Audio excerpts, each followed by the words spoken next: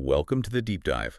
Today we are taking a single, really quite sharp piece of ancient social intelligence Proverbs, 20.19, and, well, cracking it open using this incredible kind of multi-layered learning system. Our mission isn't just to, read the proverb. It's to really internalize its wisdom. We're going to solve it like a visual, cross-cultural detective case. It involves a vixen, a snail gentleman, and a dark conference room. Pretty intriguing stuff. That's exactly right. Look, when you tackle wisdom this old, just translating it, it often misses the deep intent, the real core of it. Yeah. So we're dissecting the original Hebrew concepts. You've got terms like sod for secrets and rāḳîl for talebearer, and we're marrying them to specific, unforgettable visual mnemonics. Right. This method, it kind of forces you, the listener, to confront the nuances of the text. It turns an abstract rule about betrayal into this really indelible, almost high-stakes scene. And when the investigation is complete, when all the clues are connected, the final powerful piece of instruction just sort of emerges. A talebearer reveals secrets, therefore do not associate with one who opens his lips. That is the final conclusion, the takeaway from our entire journey today. That's the bottom line. Okay, so let's unpack the setting of this strange investigation. The framework is designed to ground the abstract idea of a secret being broken. The scene is set in a very specific place, a dark, confidential conference room, and it's ruled over by the vixen detective. She symbolizes the number 20. Right, chapter 20. She's focused, she's sharp, and she knows a betrayal has occurred. And the vixen, being this meticulous investigator, she's using her loupe, that's the symbol for 19, for the verse number, Got it. to inspect the evidence on the table. So this whole narrative setup, it immediately transforms that abstract idea of, confidentiality into a concrete investigation. We're actually looking for the exact moment where the trust broke down. So the first piece of evidence, the immediate sign that this, let's say, sacred trust has been violated. It's right there in the room. Absolutely. The vixen's gaze, it's immediately drawn to the large round table in the center. Now, this table is the core visual representation of sod. Sod. It's more than just secret. It implies confidential counsel, maybe an intimate meeting, or a pact made between trusted parties. It's the space where professional or even deep personal trust resides. Okay, that makes sense. It's the circle of trust, literally. And how does the visual system signal so brutally that this trust, has been shattered? Well, the visual metaphor is intentionally jarring. That gives it the emotional punch we need for memory. Right. Lying on that sacred sod table is a fully peeled, uncovered banana skin. A banana skin. Okay. Yeah. This represents gôleh, which means to reveal, to uncover, or to strip bare. The source material uses this image because it conveys a sudden, messy, and just undeniable exposure. Ah, I see. A secret doesn't just slip out quietly, it's brutally laid bare, like the skin has been ripped away from the fruit.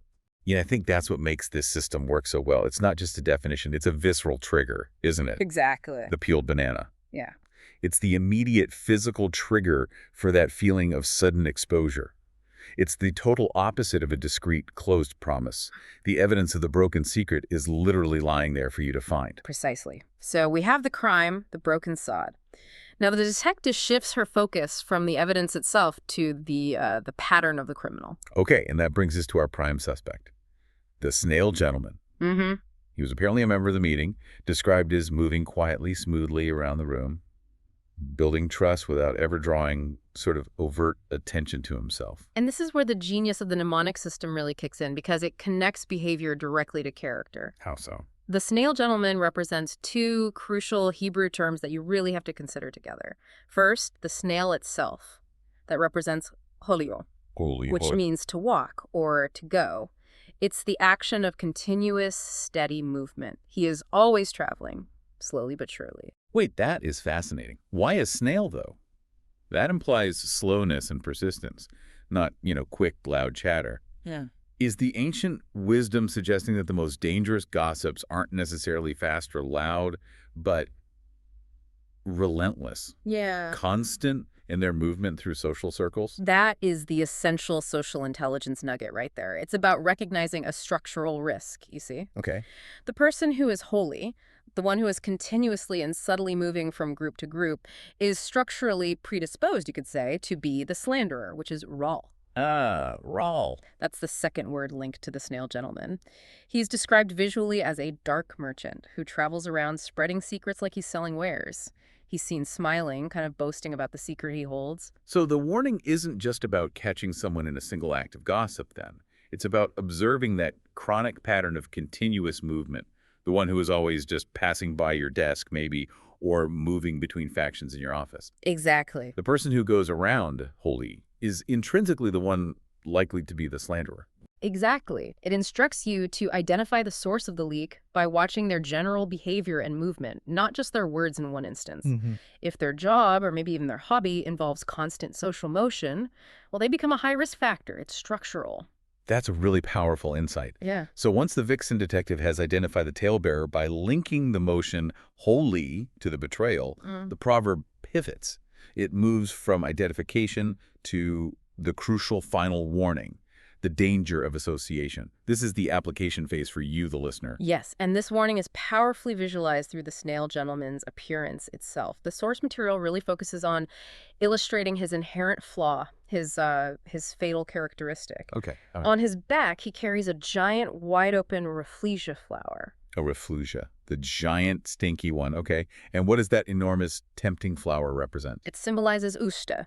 This translates roughly to, for the simple one, or perhaps more accurately here, to be open. The flower's wide open structure represents how incredibly light and well open his mouth is. This isn't necessarily about malicious intent, always. Sometimes it's just a profound lack of discipline and containment.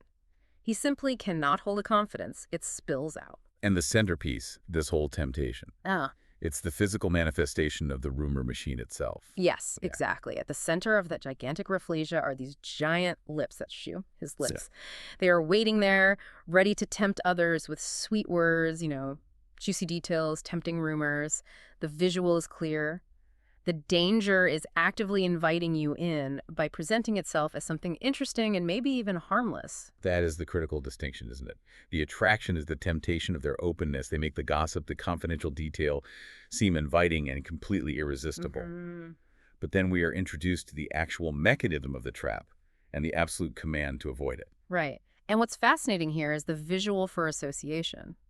It's a black whisk mixer held by those giant lips. A whisk. Yeah, a mixer. That mixer is the symbol for peddler, which means to mix with, to mingle, or to associate with. It's highly active language. Okay. The idea being that if you reach out for that mixer, if you join his conversation and literally mix yourself into his gossip, you become immediately complicit. You are actively participating in the corruption of the secret. So the boundary isn't just about resisting the juicy detail itself. It is about refusing to mix with the person who deals in those details. Yeah.